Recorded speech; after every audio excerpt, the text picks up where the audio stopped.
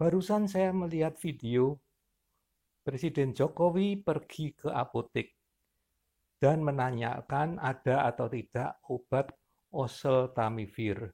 Lalu tanya lagi ada atau tidak obat favipiravir. Saya sangat sedih. Karena apa? Karena ini dapat memalukan Indonesia.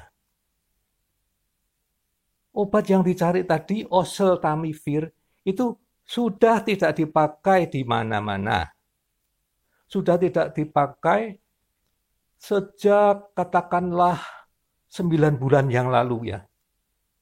Makanya saya tuh heran sekali bahwa obat itu tadi, oseltamivir, azitromisin, masih terus diberikan oleh puskesmas kepada semua orang yang menderita COVID.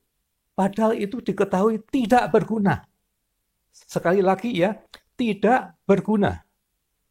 Baik itu azitromisin, baik itu oseltamivir, baik itu favipiravir atau Avigan, tidak ada gunanya.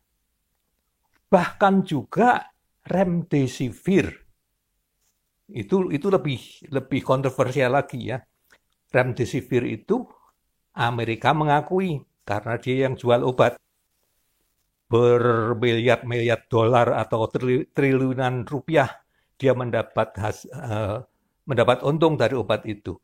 Tetapi WHO yang melakukan penelitian di negara-negara miskin, negara-negara kecil dan sebagainya, itu bilang tidak ada gunanya sama sekali, jangan dipakai remdesivir. Saya tidak tahu kenapa Indonesia mengikuti Amerika. Padahal biasanya Indonesia itu ikut dengan WHO. Saya tidak tahu alasannya ya. Apa itu?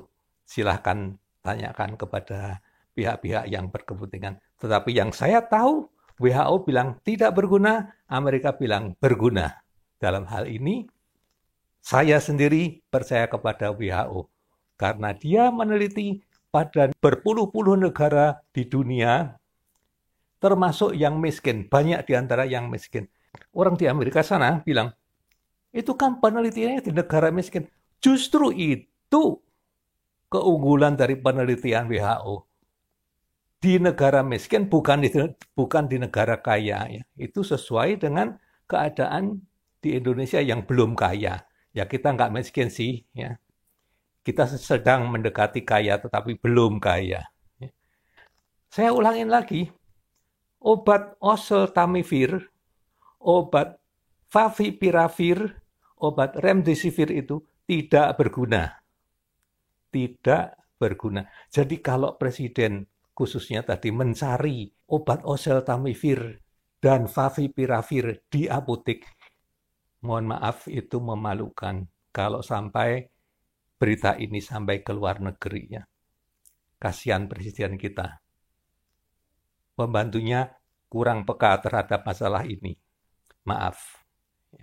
Kemudian ada orang yang tanya, kalau begitu kenapa selama ini diberi oseltamivir? Saya tidak tahu alasannya.